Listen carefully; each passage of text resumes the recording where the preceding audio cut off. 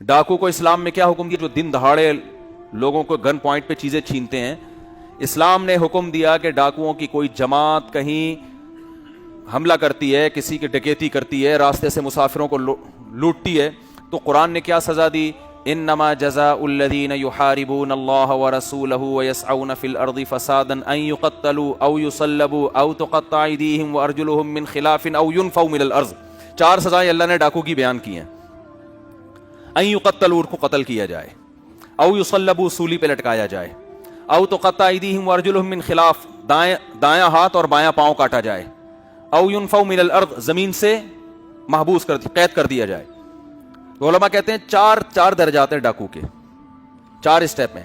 اگر کسی نے ڈکیتی کی اور ڈکیتی کے دوران ابھی نہ کسی بندے کو زخمی کیا، نہ کسی کو مارا، نہ کسی کی چوری کی، پولیس پہنچ گئی اور اریسٹ کر لیا ان کو، ابھی انہوں نے جرم کیا نہیں ہے، کرنے لگے تھے مگر کرنے سے پہلے پکڑے گئے، تو ان کو حبس کیا جائے، محبوس، جیل میں ڈال دیا جائے گا. اس وقت تک جیل میں رہیں گے جب تک حاکم کو یہ غالب گمان نہ ہو جائے کہ آئندہ یہ لوگ یہ حرکت نہیں کریں. اس دوران اگر ان کی خاطر تواضع بھی ہوتی رہے چترول کے ساتھ، مختلف پاکستانی پولیس کے حوالے کر دو، پھر بتانے کی ضرورت نہیں کیا کرنا ہے، پھر تفصیل بتانے کی بالکل ضرورت نہیں. وہ اپنے حساب سے ان کی تواضع کریں گے. یہ اس صورت میں ہے کہ انہوں نے اقدام کا ارادہ کیا مگر کام کرنے سے پہلے پکڑے گئے. یہاں بھی عوام کو معاف کرنے کی اجازت بولو نا بھائی نہیں ہے. یعنی جس گھر میں ڈکیتی ہوئی تھی وہ آئے، انہوں نے کہا ہمیں بہت ترس آ رہا ہے، چھوڑ دو. نہ حکومت کو اجازت نہیں ہے چھوڑ. کیوں؟ اس جرم کو کس کا جرم سمجھا جا رہا ہے؟ خدا کی نافرمانی. تو خدا آسمان سے حکم نازل کر رہا ہے کہ ان کو یہ سزا ملے گی، آپ کو حق نہیں ہے معاف کرنے کا. دوسرا قرآن نے بیان کیا ان کے دایاں ہاتھ اور بایاں پاؤں کاٹو.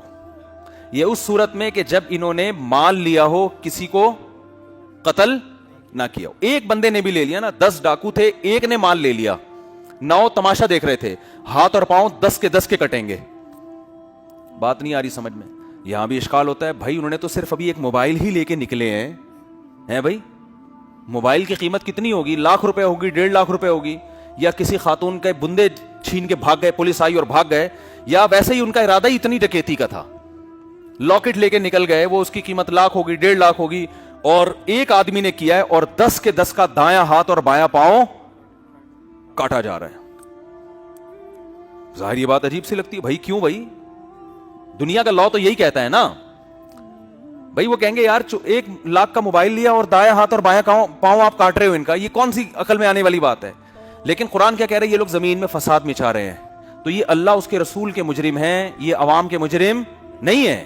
خدا زمین میں فساد کو پسند نہیں کرتا ہے. کیوں کی یہ حرکت تم نے؟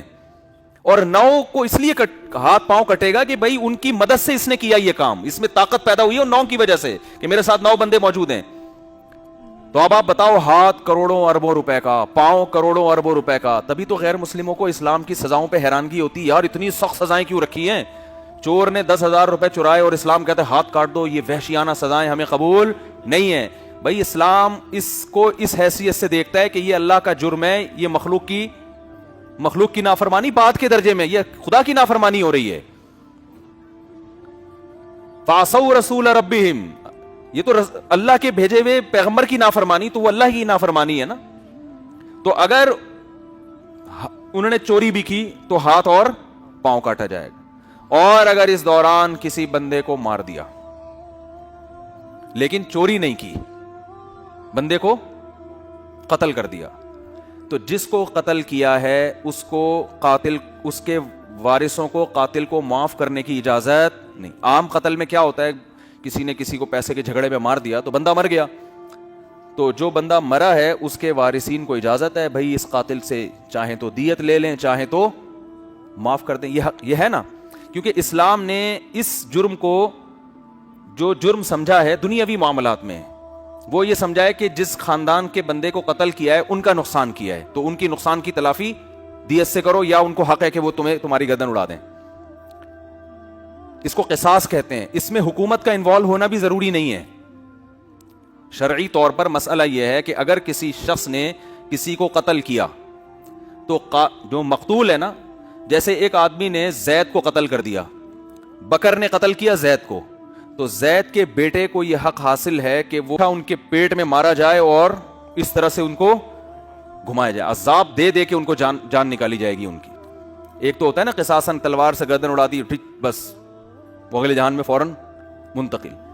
ایک ہوتا ہے سولی کے ایسے لٹکا کے ہاتھ جو ہے نا اس کے, آپ نہ کریں, یہ گورنمنٹ کا کام ہے اور گورنمنٹ کرے گی نہیں کبھی بھی, یہ گورنمنٹ کبھی بھی نہیں کرے گی.